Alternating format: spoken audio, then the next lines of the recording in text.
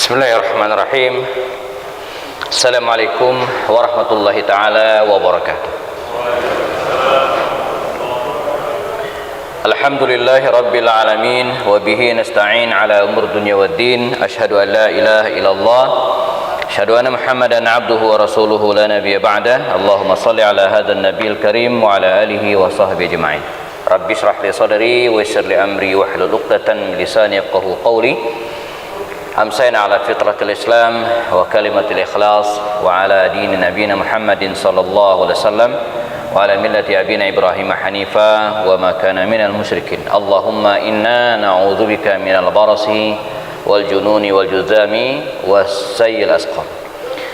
Jamaah rahimakumullah, jamaah salat maghrib jelang isya Masjid Al-Hidayah Perumahan Bukit Cemanggu City dan sekitarnya, kita bersyukur ya kepada Allah Subhanahu wa taala di malam hari ini, pekan pertama di bulan pertama di tahun 2021 ya, di tanggal 2 ya Masehi ya, hari ini masih tanggal 2 Januari, tanggal 2 bulan 1 tahun 2021 2121 ya. Tapi ini enggak ada hubungan dengan 212 ya, ini kebetulan saja ya, supaya gampang mengingatnya ya.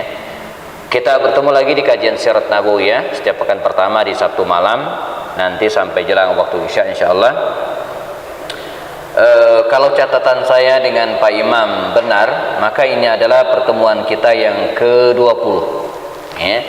5 Desember lalu itu pertemuan yang ke-19, ini adalah seri yang ke-20 dari kajian Sirat Nabawiyah, dan alhamdulillah kita diberikan waktu luang ya, kesehatan oleh Allah Subhanahu wa taala di tengah pandemi yang belum sepenuhnya berlalu. Bahkan kita dapatkan kabar beberapa asatidz, ustaz-ustaz kita pun mendapatkan ujian dari Allah Subhanahu wa taala ya. Agim, kemudian Ustaz Dr. Syafi Antonio, Ustaz Salim Afillah di Jogja, kemudian Syekh Ali Jabir yang sampai hari ini masih terbaring di rumah sakit. Kita doakan semua, semoga para guru kita, para ustaz kita tersebut diberikan kesehatan, diangkat penyakitnya oleh Allah Subhanahu wa taala, dan kembali bisa menyertai kita kembali insyaallah. Dan ujian sakit ini ya, atau virus ini, wabah ini enggak ada urusan dengan keimanan, kesalehan dan seterusnya ya.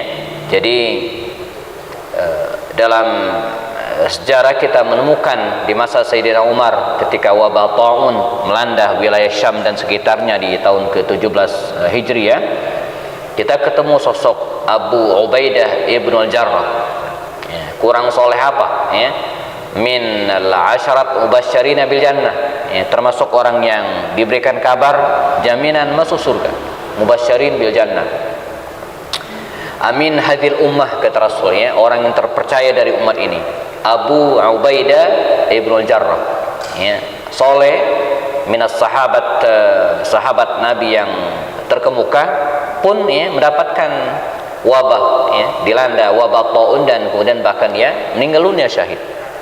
Ada sosok Suhail bin Amr, ada sosok Mu'adz bin Jabal. Mu'adz bin Jabal ya, pun ya, termasuk orang yang meninggal karena wabah taun pada masa itu. Ini ujian bagi kita bersama, dan Allah Subhanahu wa taala melalui rasulnya dalam riwayat Imam Bukhari dari jalur Aisyah radhiyallahu anha, ketika Aisyah bertanya tentang wabah taun, wabah penyakit menular seperti ini, maka Rasul SAW mengatakan bahwa barang siapa yang menghadapinya dengan sabiran, dengan sabar ya, kemudian berdiam di negerinya, di rumahnya ya, dan menganggap bahwa tidak ada musibah yang melanda seseorang kecuali karena Allah Subhanahu wa taala, dan andai pun dia meninggal dunia maka dia akan mendapatkan ka'adris syahid ya, seperti orang yang meninggal dalam keadaan syahid ya.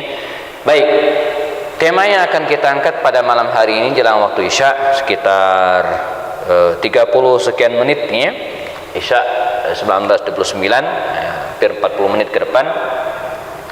Kita akan lanjutkan pembahasan kita pada pekan lalu, dan sambil parkir tadi saya sempat searching dan cek pembahasan kita di mana. Jadi yang direkam oleh panitia hari ini sangat bermanfaat. Selain bisa kita simak ulang nanti di rumah, sesuai dengan kebutuhan kita, juga menjadi dokumentasi.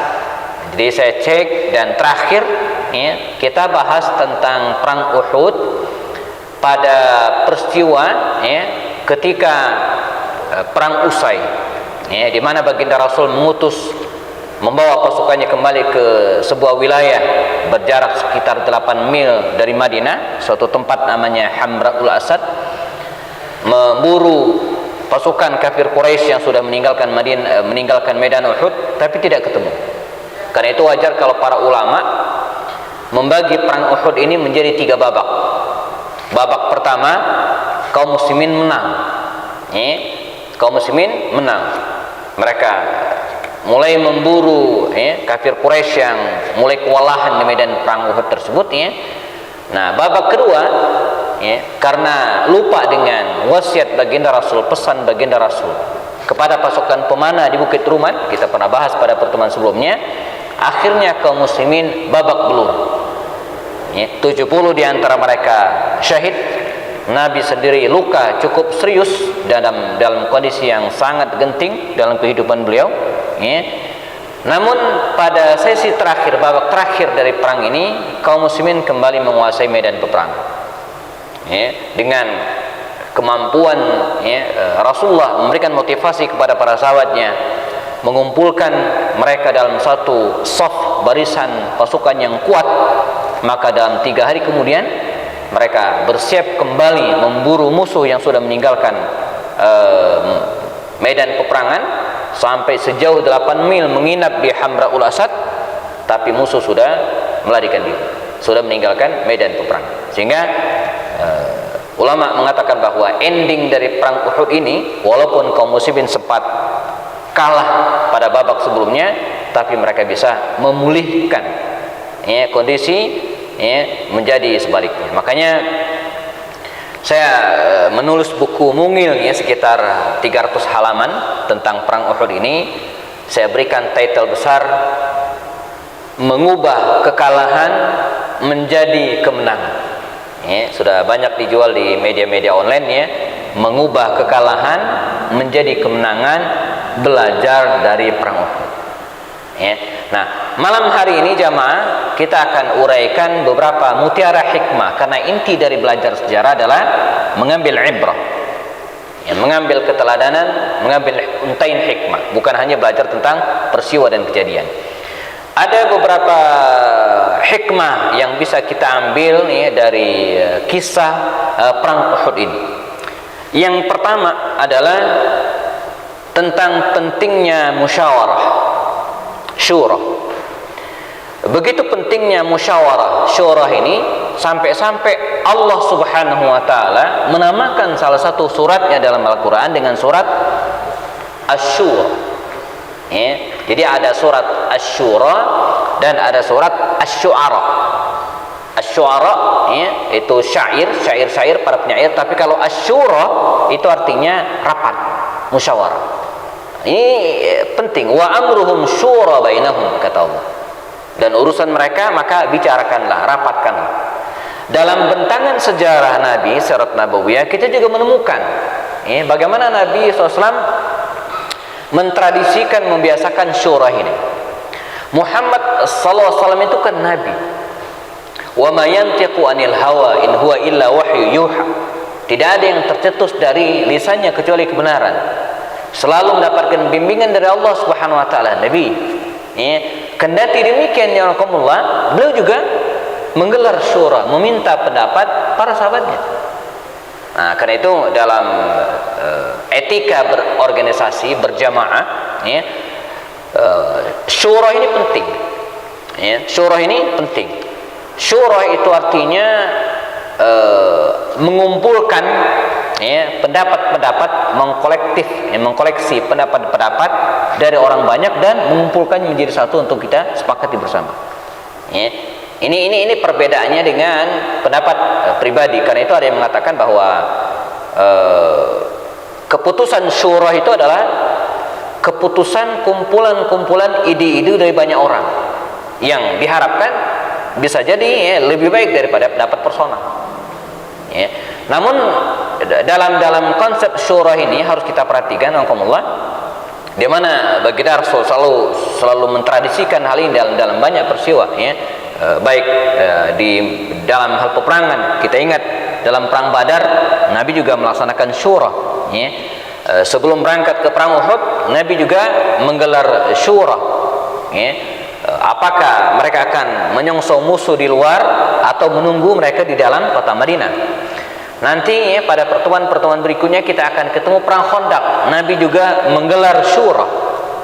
Kata Rasulullah SAW, ada 10.000 tentara Ahzab sekutu yang akan menyerang Madinah, dan apa yang harus kita lakukan? Yang menarik, nanti kita akan bahas dalam perang Khandaq. Yang diterima Nabi adalah usul dari Salman Al-Farisi radhiyallahu anhu. Kunna bi ardi Faris, kata beliau, kami dulu di negeri Persia, idza husyirna, kalau kami dikepung musuh, khandaqna alaina, kami gali parit, kami gali khandaq. Jadi usul Salman, seorang Salman, bukan orang Arab, bukan keluarga asli Rasulullah, bukan penduduk Madinah, dia pendatang, tapi usulnya cemerlang, diterima oleh Rasulullah.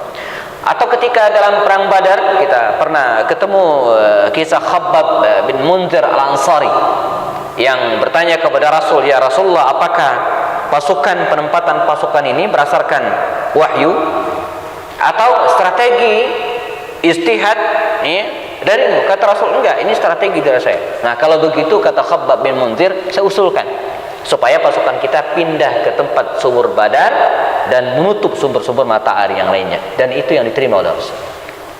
Nah, ini hikmah pertama yang kita bisa ambil tentang pentingnya syura, tentang pentingnya menghormati keputusan syura. Kita ingat kisah bagaimana sebelum perang ini berkecamuk, Nabi mengalahkan pendapatnya dan menerima pendapat para sahabat Nabi yang lainnya. Dan ketika diputuskan, selesai. Walaupun belakangan para sahabat melihat sepertinya Nabi ada menunjukkan wajah yang tidak suka dengan keputusan itu, sampai Umar mengatakan, ya Rasulullah, kalau engkau mau cabut keputusan itu dan kita mengikuti pendapatmu. Tidak, kata Rasul, ini sudah keputusan bersama, harus kita laksanakan. Nah, itu adab, Jadi di masjid ini sekira ada keputusan DKM-nya. Ketika sudah diputuskan, maka kita laksanakan bersama, walaupun mungkin secara personal kita nggak setuju. Tapi kalau syura sudah memutuskan, maka kita harus melaksanakan secara bersama-sama. Nah, nanti kita akan bicara misalnya bagaimana adab ketika ide kita itu nggak sama dengan keputusan rapat. Nah, ini ada pembahasan tersendiri, dan ini mungkin terjadi. Ide kita, personal, dengan keputusan rapat itu nggak sama. Kita tetap harus mendukung keputusan rapat. Kita harus tetap mendukung, bahkan seandainya pun keputusan rapat itu salah, gitu kan? Salah, kita tetap harus dukung, menjaga keutuhan berjamaah. Jadi jangan nyumpahin. Gue bilang juga apa? Enggak begitu. Itu bukan etika dalam kita berjamaah. Satu. Kemudian yang keduanya, alhamdulillah, tentang bahaya orang-orang munafik. Walaupun penyebab kekalahan kaum muslimin pada babak kedua dalam perang Uhud ini utamanya disebabkan karena kelalaian pasukan pemanah di atas Bukit Rumat, tapi efek dari berkhianatnya 300 orang menjelang perang Uhud ini juga tidak bisa dinafikan. Bayangin, sepertiga pasukan membelot pada detik-detik pemberangkatan pasukan perang. Kalau membelotnya itu 3 hari sebelumnya, mungkin tidak begitu berbahaya. Ini enggak jelang perang, Pak. Jadi ini ketika kita bicara tentang orang-orang munafik, kita bicara tentang sosok-sosok yang bahkan lebih berbahaya daripada orang kafir itu sendiri. Sehingga wajar kalau Allah SWT ketika menjelaskan ciri-ciri dan kemudian bahaya orang munafik ini dalam Al-Quran, pada awal-awal surat Al-Baqarah, rincian penjelasan tentang orang-orang munafik itu jauh lebih banyak daripada penjelasan tentang orang-orang kafir itu sendiri.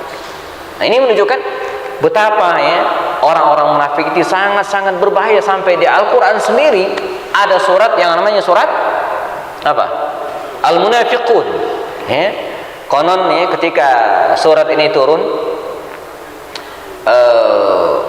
pada peristiwa setelah perang Bani Mustaliq, saat Abdullah bin Ubay bin Salul memprovokasi kalangan Ansar ya, agar tidak membantu kalangan Muhajirin dan mengadu domba mereka ya. Bahkan dia memprovokasi kaum muslimin kalangan Ansar agar mengusir ya, orang-orang Muhajirin.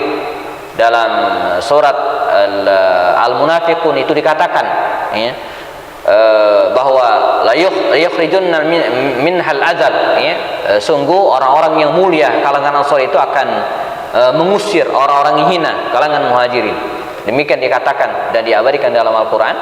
Kemudian salah seorang sahabat muda, Arqam bin Abil Arqam, pada saat itu melaporkan hal itu kepada baginda Rasulullah SAW, dan Nabi sebagai orang yang bijak tidak menerima mentah-mentah laporan itu.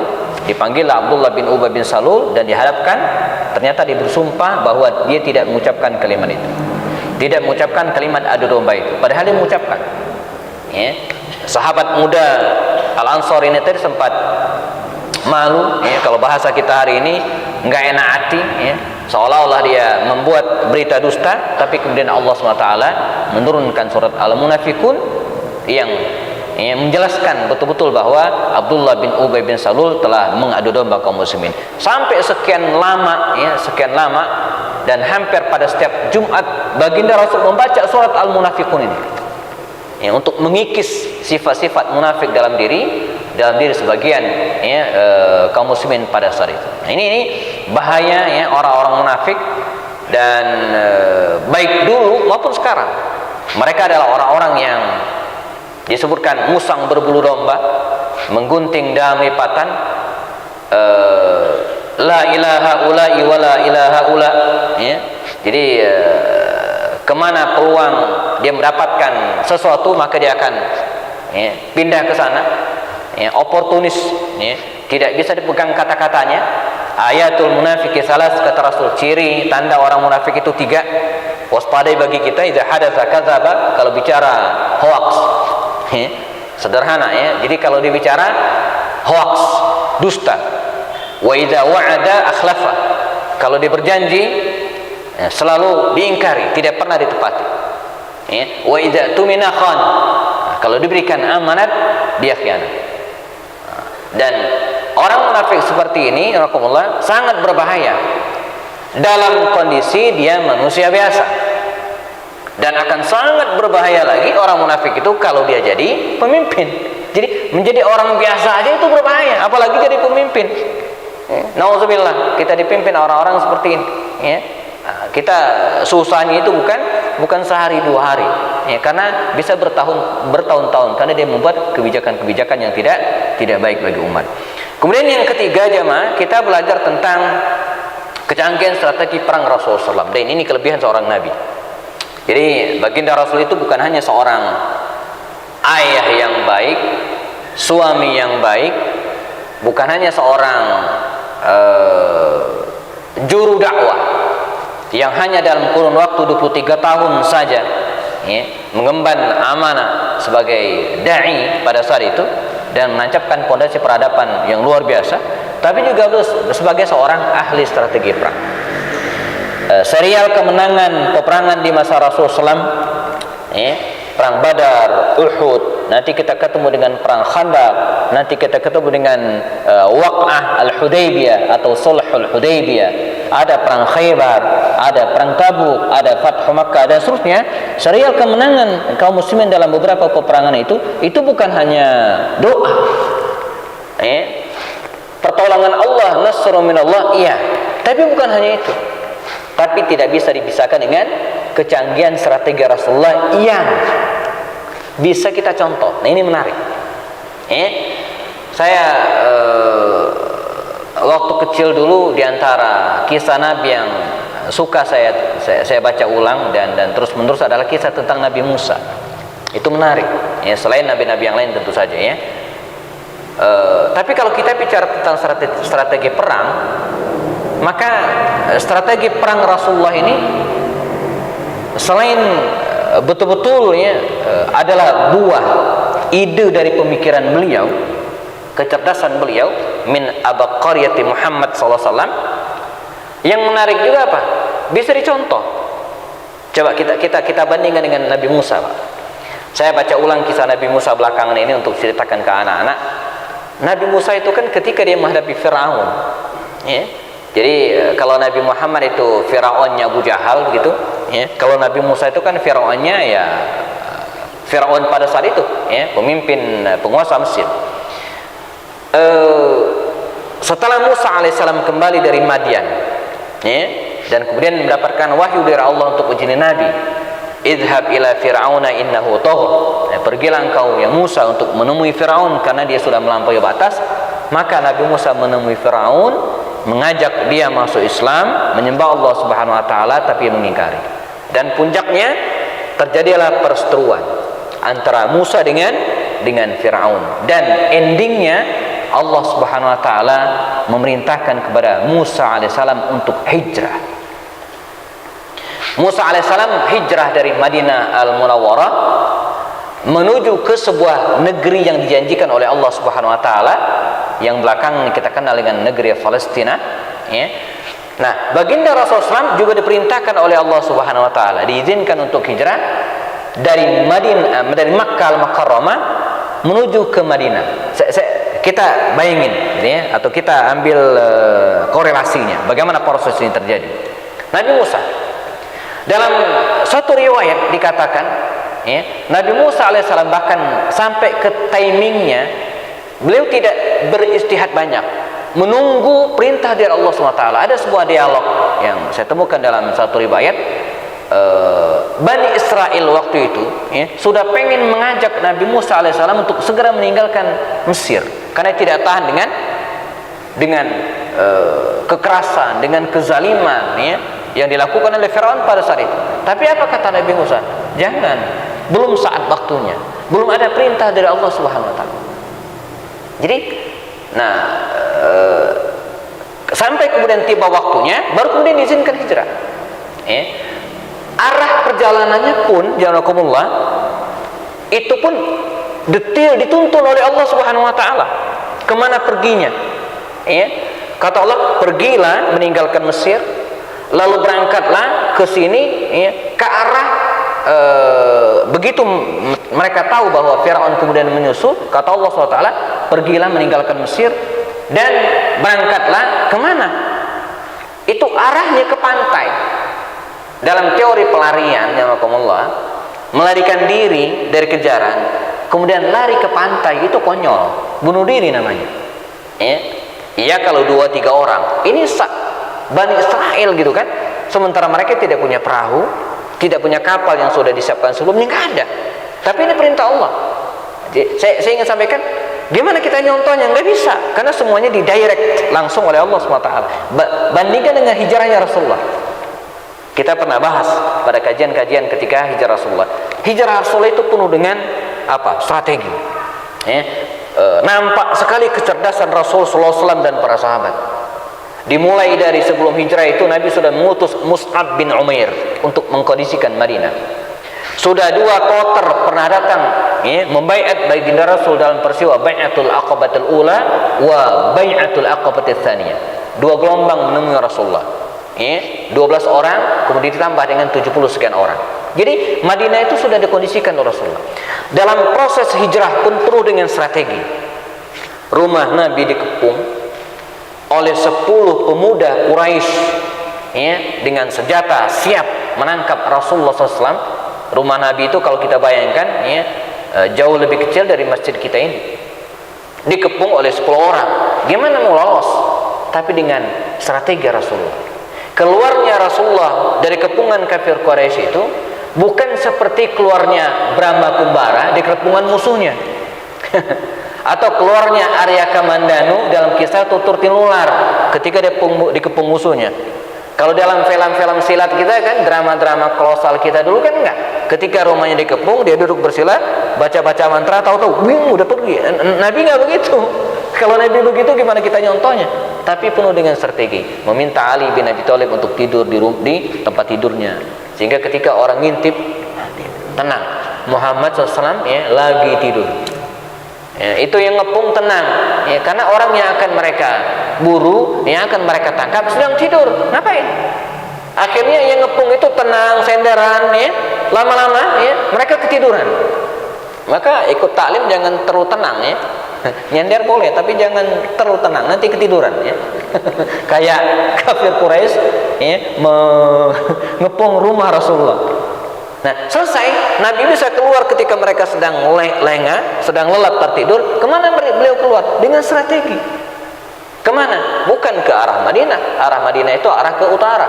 Ya. Mekah, Madinah arah utara. Nabi ke Gua Sur, arah selatan. Berbalik arah dari arah Madinah. Bersembunyi di situ selama 3 hari. Baru kemudian ketika kondisi tenang, Nabi melanjutkan perjalanan ke Madinah. Jadi penuh dengan strategi. Beda dengan Musa alaihissalam. Musa itu nyampe ke laut, dia bingung, ini mau ngapain ya.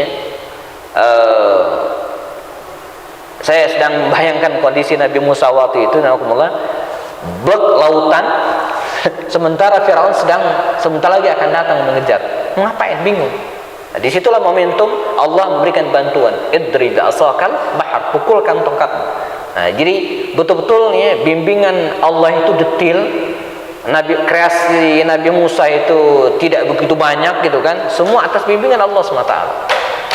Rasulullah tidak, seorang yang amat luar biasa dalam mengatur strategi perang dan memanage peperangan pada saat itu dalam berbagai peperangan, bukan hanya dalam perang Uhud yang sedang kita bahas ya, tentang kecanggihan strategi perang. Yang berikutnya yang tentang, ini penting, kesalahan kecil berakibat fatal. Ini yang dilakukan oleh pasukan Rumat, pasukan pemanah. Kecil sekali kesalahan itu, dan hanya dilakukan oleh 50 orang, bahkan nggak nyampe, karena tidak semua turun. Ada beberapa orang yang tidak turun. Kecil, sederhana ya, tapi kesalahan ini sangat fatal. Bisa dipastikan andai mereka ingat dengan pesan Rasulullah dan tidak turun dari Bukit Rumat sebagaimana kita kisahkan pada pertemuan sebelumnya, maka insya Allah mereka akan menggenggam kemenangan. Tapi ini tidak. Nah, saya kira dalam kehidupan kita sehari-hari ya, hari ini layak menjadi perhatian kita bersama ya. Jarang orang yang tersandung jamakumullah karena batu gede, karena kelihatan. Biasanya orang tersandung itu karena kerikil. Nah, demikian juga dengan kesalahan kecil ya, bisa berakibat fatal. Saya ingat salah seorang teman saya dulu ya, di kantor tempat saya kerja, dia melakukan kesalahan yang sangat kecil tapi sangat fatal bagi dirinya dan bagi perusahaan ya. Ini pelajaran. Saya sebut kesalahan sangat kecil. Jadi suatu saat usai deadline, saya kerja di majalah dulu, kantor sepi ya, dan sebagian bahkan libur habis deadline semalaman 2 malaman ya. Nah, ini teman saya nggak usah sebutkan namanya, diiseng.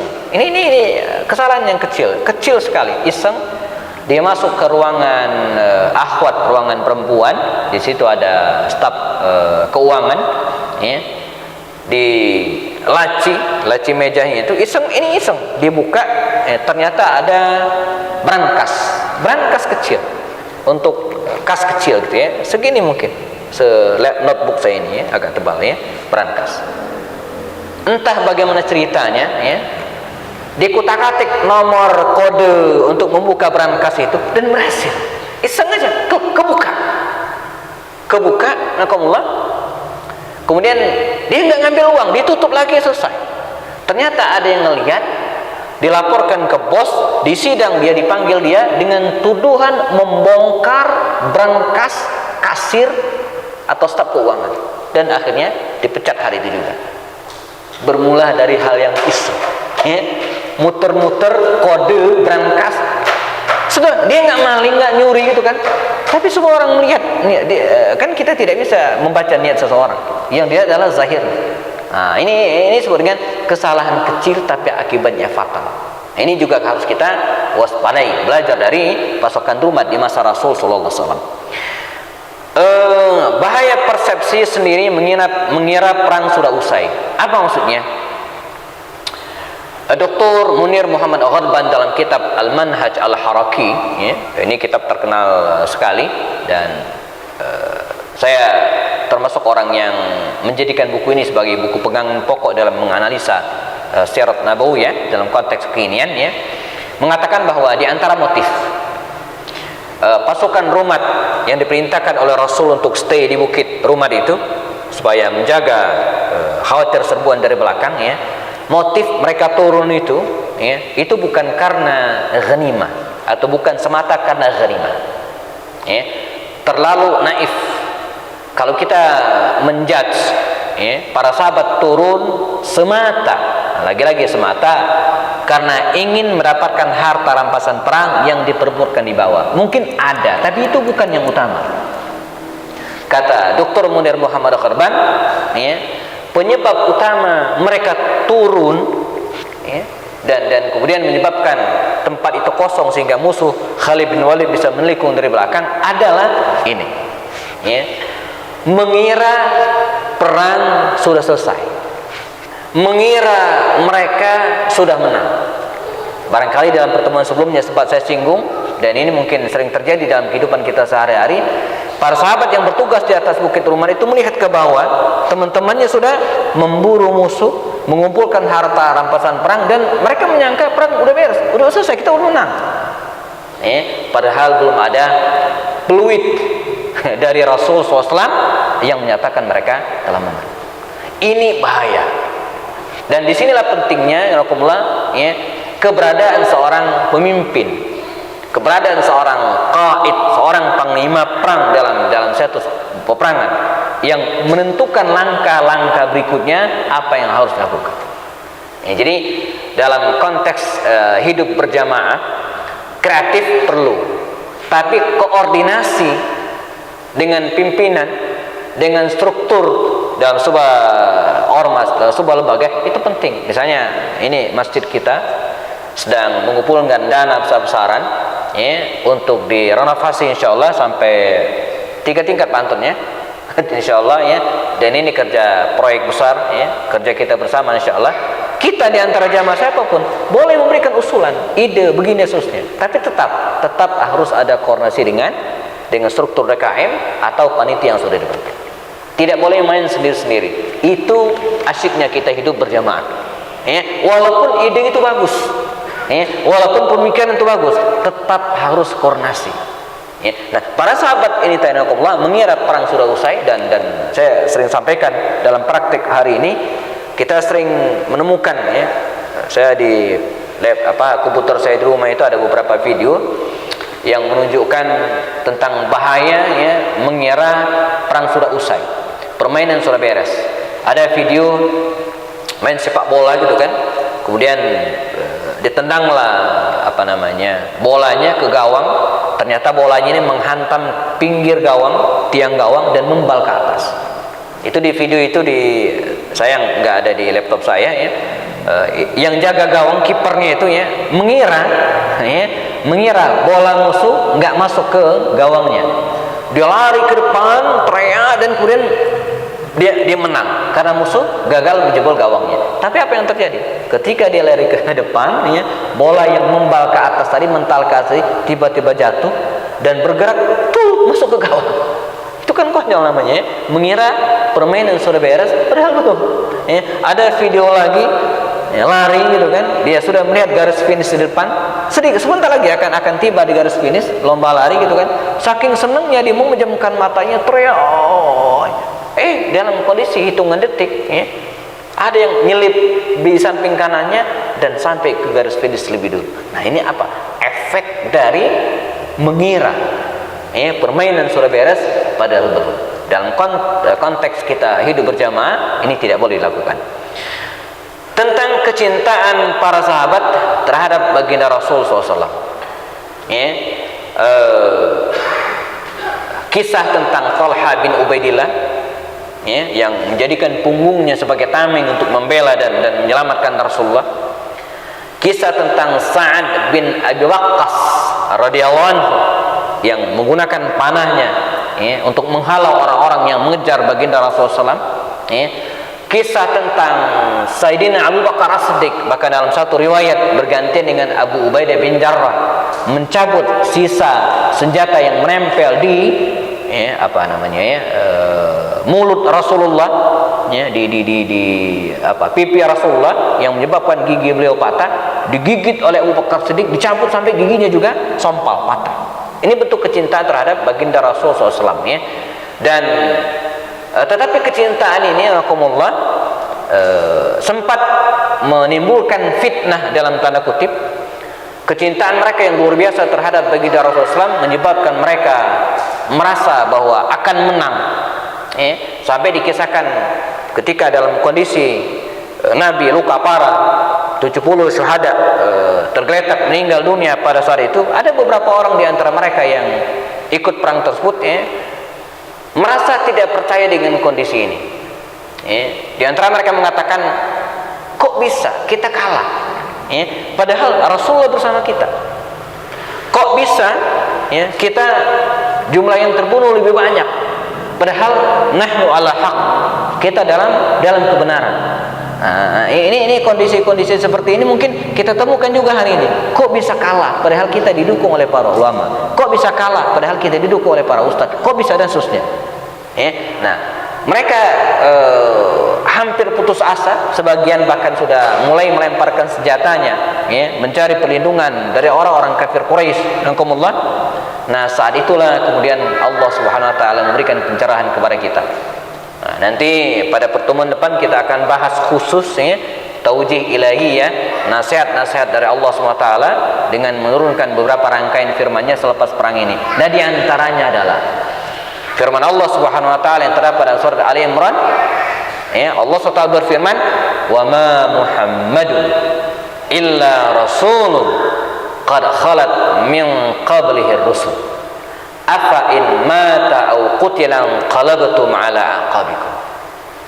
Kata Allah, jadi ayat atau surat Ali Imran tadi itu diturunkan oleh Allah Subhanahu wa taala pasca perang Uhud ini. Untuk menjelaskan tentang siapa Muhammad sallallahu alaihi wasallam.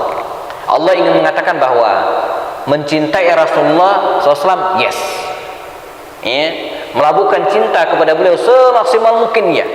Bahkan cinta kita kepada baginda Rasulullah SAW bahkan harus lebih dari semuanya, bahkan lebih dari kecintaan kita terhadap diri kita sendiri. Tapi ingat, kecintaan terhadap Rasulullah SAW harus berbatas, tidak sampai mengkultuskan sebagaimana dilakukan orang-orang Nasrani terhadap Nabi Isa alaihissalam. Maka kata Allah apa? Wa ma Muhammadun illa rasul. Tidaklah Muhammad itu sallallahu illa rasul, kecuali rasul. Dia adalah rasul. Ana basyarum mislukum. Saya ini manusia seperti kalian, kata Rasulullah. Qad khalat min qablihi rusul. Telah berlalu nabi-nabi sebelumnya. Jadi Muhammad itu sallallahu adalah rasul. Sebelumnya sudah ada rasul-rasul, ada 124.000 nabi diutus oleh Allah SWT ke muka bumi ini. Qad khalat min qablihi rusul afa in mata, kalau dia meninggal dunia, au qutila, bahkan mungkin terbunuh, in qalabtum ala aqabikum, apakah kalian akan kembali ke belakang lagi ke agama nenek moyang kalian? Ini ayat ini rahimakumullah di satu sisi memupuk cinta mereka terhadap baginda Rasul SAW, tapi ayat ini juga menjelaskan tentang siapa Muhammad SAW. Dan ayat yang saya bacakan tadi kembali menemukan momentumnya pada peristiwa yang sangat dahsyat. Jadi kalau pada peristiwa ini Nabi terluka, dan mereka tidak percaya Nabi kok bisa kalah, Nabi kok bisa luka, maka turunlah ayat yang menjelaskan tentang siapa Rasulullah. Nah, berikutnya sekitar 3 menuju ke 11, sekitar 11 kurang 3, 8 tahun kemudian, ketika Nabi Muhammad sallallahu alaihi wasallam betul-betul wafat, 12 Rabiul Awal tahun ke-11 Hijriah, Nabi betul-betul wafat, di mana para sahabat mengalami keguncangan mental yang luar biasa. Mereka tidak bisa menerima berita tentang wafatnya Rasulullah. Bahkan Sayyidina Umar bin Khattab dengan sangat percaya diri dan galak mengatakan, siapa yang mengatakan Muhammad meninggal dunia, kata beliau, sa'adribu unuqahu, saya akan penggal lehernya. Muhammad, kata dia SAW, tidaklah meninggal, dia hanya pergi sebentar, sebagaimana kama zahaba Musa, sebagaimana Musa pergi sebentar dan nanti akan balik lagi, kata dia. Dan sebagian ulama menganalisa di antara penyebab terlambatnya pemakaman jenazah mulia Rasulullah SAW, selain masalah kepemimpinan yang harus diselesaikan, di antaranya karena mayoritas sebagian besar para sahabat Nabi tidak percaya kalau Nabi itu wafat. Percaya aja enggak, gimana udah dimakamin? Sampai kemudian siang hari di hari Senin tersebut, mayoritas para sahabat Nabi tidak percaya Nabi itu meninggal, saking cintanya mereka kepada beliau. Sayyidina Abu Bakar Siddiq, yang tergopoh-gopoh datang dari luar dan kemudian menyeruak di antara keramaian, masuki kamar Aisyah di mana jenazah mulia Rasulullah terbaring, menyingkapkan penutup wajah Rasulullah, kain yang menutupi wajah Rasulullah, menciumnya dan memastikan bahwa Nabi sudah meninggal dunia, fix, clear. Maka Abu Bakar Siddiq segera berdiri di khalayak ramai. Suara Abu Bakar Siddiq tidaklah selantang Khalid bin Walid, tidaklah sekeras Umar bin Khattab, tidak juga sebesar suara Abbas bin Abdul Muttalib. Suara Abu Bakar Siddiq itu lembut. Bahkan belakangan sebelumnya ada cerita ketika Nabi Muhammad SAW memerintahkan kepada Abu Bakar untuk menggantikan, belum jadi imam sholat, sebagai imam sholat 17 kali waktu sholat, Aisyah sempat protes, ya Rasulullah, jangan ayah saya terus yang imam, gantian yang lain. Mengapa? Karena suara ayah saya itu lemah, suaranya baca ayat dikit-dikit nangis. Jadi namun demikian, walaupun suara Abu Bakar sedikit tidak selantang Umar, tidak sekencang Khalid, tapi suaranya yang lembut itu penuh dengan kewibawaan. Di hadapan orang-orang yang sedang galau, gelisah karena kecintaan mereka terhadap Nabi dan tidak mau yakin, tidak mau terima kalau Nabi itu wafat, kata Abu Bakar Siddiq radhiyallahu anhu mengatakan, man kana ya'budu Muhammadan fa inna Muhammadan qad mat. Siapa yang menyembah Muhammad, maka Muhammad sudah meninggal dunia. Wa man kana ya'budullaha, siapa yang menyembah Allah Subhanahu wa taala, fa innallaha hayyun la yamut. Allah tetap hidup, hayyun la yamut, dan tidak akan pernah meninggal. Melengkapi orasinya ini, Abu Bakar Siddiq membaca ayat tadi, wa ma Muhammadun illa rasulun qad khalat min qablihi rusul. Umar bin Khattab mendengar ayat ini mengatakan, kita cut sampai di sini, kata beliau, saya seolah-olah baru mendengar ayat ini, padahal sudah diturunkan sejak 8 tahun yang lalu ketika terjadi perang Uhud. Nah, ini pelajaran bagi kita, jazakumullah, bagaimana kecintaan kita terhadap baginda Rasulullah SAW harus dipupuk terus, tapi pada saat yang sama kita tidak boleh sampai mengkultuskan, dan karenanya itulah hikmah mengapa sosok mulia Rasulullah tidak boleh dilukis, tidak boleh dibuatkan patungnya, tidak juga boleh divisualisasikan dalam film-film dan sinetron, nggak boleh gitu kan, untuk menjaga keseimbangan itu. Di satu sisi kita harus tetap mencintai beliau, tapi pada saat yang sama kecintaan kita tetap kepada Rasul sebagaimana beliau sebagai manusia utusan Allah SWT dan tidak lebih dari itu. Nah, ini beberapa untayan hikmah yang bisa kita ambil. Alhamdulillah, sisanya nanti kita akan bahas dalam tema tersendiri. Nanti kita akan bahas tauji ilahi, telaah atas ayat-ayat yang turun usai perang Uhud. Ini menarik, butuh sesi tersendiri. Allah SWT menurunkan firman-Nya, ada mengatakan 70 ayat setelah perang Uhud ini, dan kita akan bedah pada pertemuan berikutnya insyaallah. Waktu Isya sudah tiba, kita siap-siap melaksanakan sholat Isya berjamaah. Bagi yang sudah batal wudunya, silakan berwudu ulang. Muadzin silakan kumandangkan azan. Biar berkah, kita selesaikan dengan kafarat majlis. Subhanakallahumma wa bihamdika asyhadu an la ilaha illa ant astaghfiruka wa atubu ilaik wal afu minkum billahi taufik. Assalamualaikum warahmatullahi taala wabarakatuh.